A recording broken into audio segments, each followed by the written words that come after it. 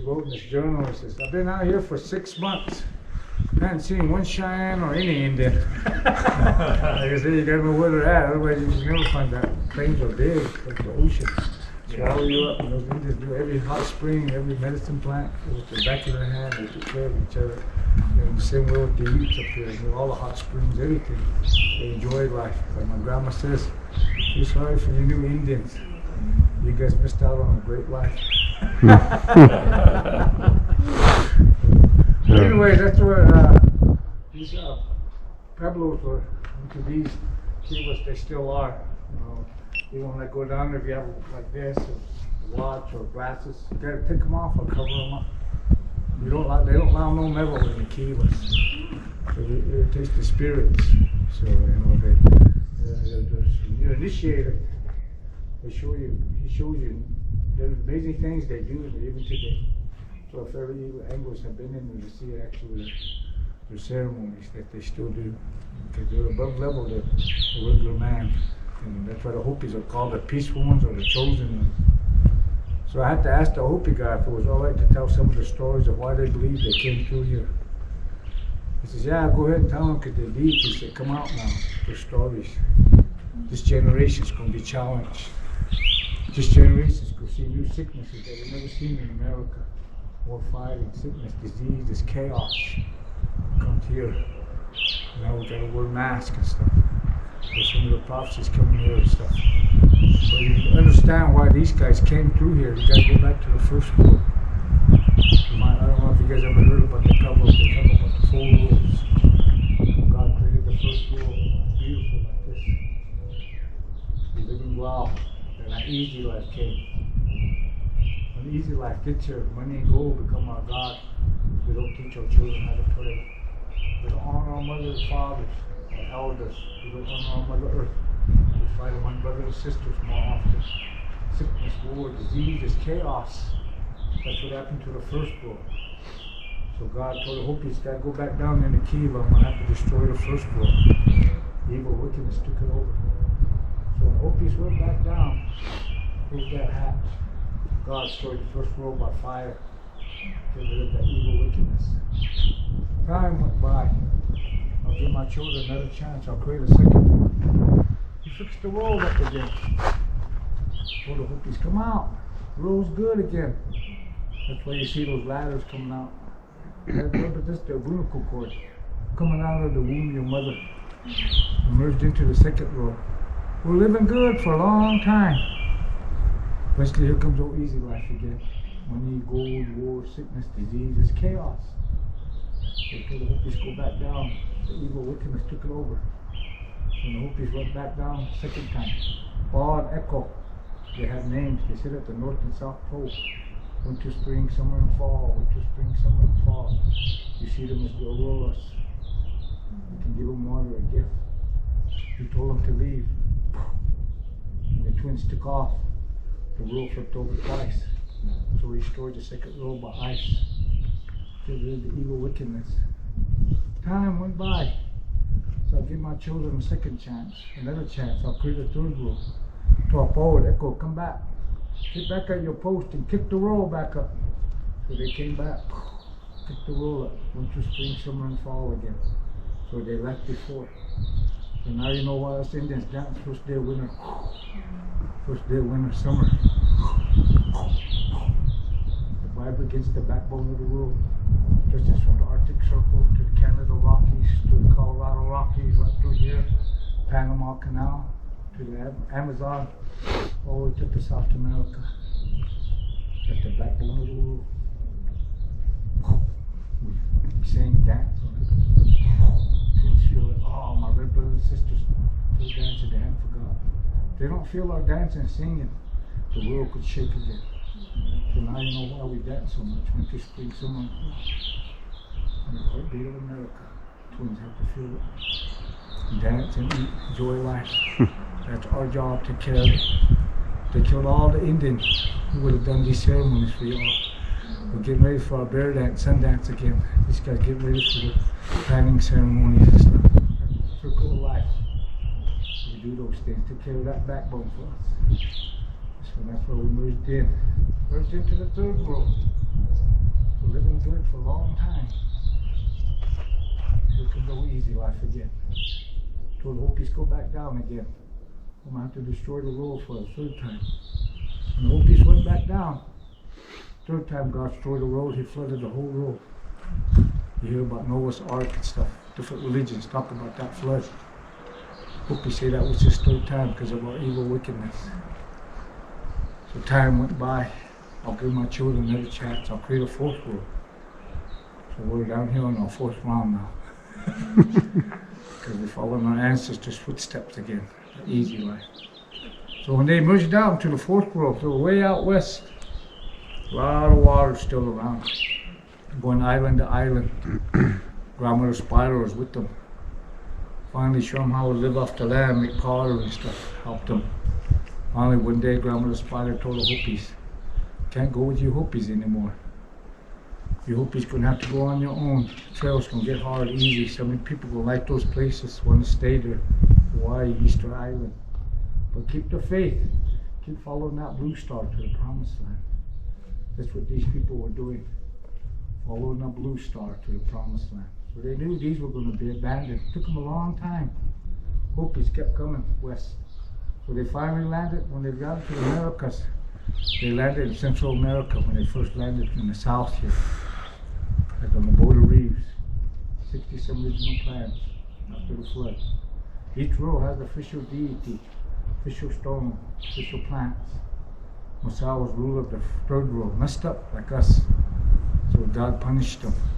So when he gave the children another chance, he said, I'm going to give Masao another chance. Put him ruler of the fourth row. We're still here. So the Hopis landed down there. There he was, sitting on the hill. Had a kachina mask, a digging hole, a bag of corn, and a jug of water. That's all Masao had. He told the Hopis, if you guys want to live on this new land, you're going to have to go out and bless it as far as you can go. Save it for your children, grandchildren, so God won't destroy it.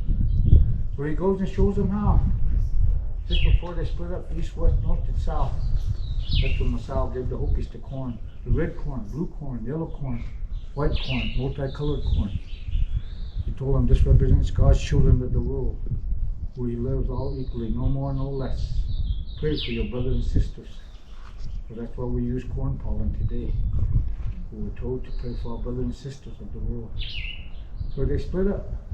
Now you know how corn originated in America. Came from the Masao, ruler of the fourth world. So they made it all the way to South America. When they got down there, he told them, put your fajo there, the medicine bundle. Stay there for 4 days. After 4 days, you come back on the same trail. So when they made it, each clan, they split up. Chaco became a hub. Whichever way the clans are coming, when they get to Chaco, the clans, northeast, south, or west, they're required to make a right. Once I went south, get to Chaco, stay here like these guys, 60, 70 years, and move on. Still following that blue star. Get to East Coast, put your bundle there. Stay there for 4 days, start coming back on the same trail. Back to Chaco, make another right. The north, which the Hopis call the back door. Put your bundle up there, come back. Another right. West Coast. So they Hopi say they claim this land for us, east, west, north, and south. So when you thank these guys, thank them. This isn't because of the hardness or anything. They're telling that this land's been prayed for us. Prayed for you and your children. It's been claimed for us. Save it for your children, next generation. So they can come here 100 years, 200 years, stand where we are today. And thank us that we've been prayed for. So they prayed for us. That's why you see all these sides, those are about drought, water, or anything, following the blue star. So sometimes you have Kiva, give a little water. That's your mother. Take care of her. You do that, it's a blessing to her. She'll remember you. They knew our name before we knew our own name. They knew you. You can be here. I hope you guys did. They tell the white people they can pray here in English too. These guys even understand English. Thank goodness. So I tell them these things because that's why it's all. That's what they say. The Hopis are called the chosen ones or the peaceful ones. And so when they finished those bundles, but that time another deity came from the east. and they finished the bundles. They're following the blue star to the promised land. He came, a white man, called him Malakapovich, the great white brother, light-skinned man. Showed him live with the Pueblo, showed him ceremonies, stuff to grow. They still do those amazing things that he showed them how to do. Make crops grow and children. Amazing man, that guy. They love the saw, show the Hopis those things. They still do them today. So finally one day he told the Hopis, Hopis, move west. Go mark your land in a square. I'm going to be leaving soon. After I leave, light-skinned people, white people like me are going to be coming. When these white people get here, they're going to cover this land like locusts. There's no stopping them. Don't fight them. Don't resist them. You're going to have to learn to live like them, be like them, talk like them. There's no stopping them. And the Hopi guy says, they're here. We're waiting for the white people. We were told. That's why their land's parked square. They're the longest places people live in the United States. It's Hopi villages since 11 AD. We were told to move out there. Look at it, they're surrounded by the Navajos. No Navajos. Outside that, U.S. government. No U.S. government. He says, when these white people get here, they're going to be very knowledgeable people, smart. You're going to see them move around fast here and there. They're going to travel around. We got Ferraris and jets. That's done. This is one day a man going to stand right here. The whole world going to see him and hear him at the same time. It's done. If you look at the sky, it will look like a spider web, where the whole world's connected. You got the worldwide internet. That's done. He says these white people also will build weapons of mass destruction. So that bright light's going to take your flesh right off your bones and leave nothing but ashes. So the Hopis call that the golden ashes that was dropped on Japan. That's done. So everything they talk about has been happening in the last 100 years. New sickness, diseases, chaos. So tell them these things, not for themselves, but for their children's sake. Because this generation's going to be challenged. This generation's either going to save their world for their children, grandchildren, or they're going to destroy it for them. We're the ones. We're not saving them water, their land. We're acting like we own it. Yet we ever know nothing. It's your children's water, their children. Take care of it for them. That way they can come here in 100 years, think good of us. That we saved them some good water, good land. That gives them life, so they can enjoy it. That's all these stories are about. The next generation, never about us. Our grandparents never worried about themselves. We had a good life. Therefore our uncle put away 125,000 acres for our children, grandchildren, for us. That's the moral of these stories. Never about them. These guys prayed for us. Made beautiful to remind us where we're going. So that's why he says, be careful. Before he left, they gave the Hopis 4 tablets. Hopi still got those. When Frank Walters did the book of the Hopis, they showed him one of them tablets. They said the white brother left these for us. They showed him one's got a snake on it, one's got a snake on the other dots. One of the corners are missing. They told him the white brother took it. He says, when these white men get here too, they're going to talk about my name, this and that. So you can tell the true white brother by the red corn, white corn, blue corn, yellow corn. They put 4 compounds in the line. They're going to stop, they're going to beat. So when the Spanish came, talking about God and this, they went down there tested. Those guys walked over the line. Not the true white brothers. They didn't know they were. It's just the white Christians talking about God too. They went down there tested. Watching them. They walked over those lines. Not the true white brothers. So I hope you say to wait for him to come back from the east to where he came, which they call Purification Day. And all living things that don't know him when they cry. He's going to go back to Hopi where he left. Hopis even know the trail they're going to lead him on. I'm going to do that to you. He's going to stop, sleep, do those things, and put the other piece back. He's going to break those tablets open. They told him Frank Walters, one snake represents the Rio Grande River.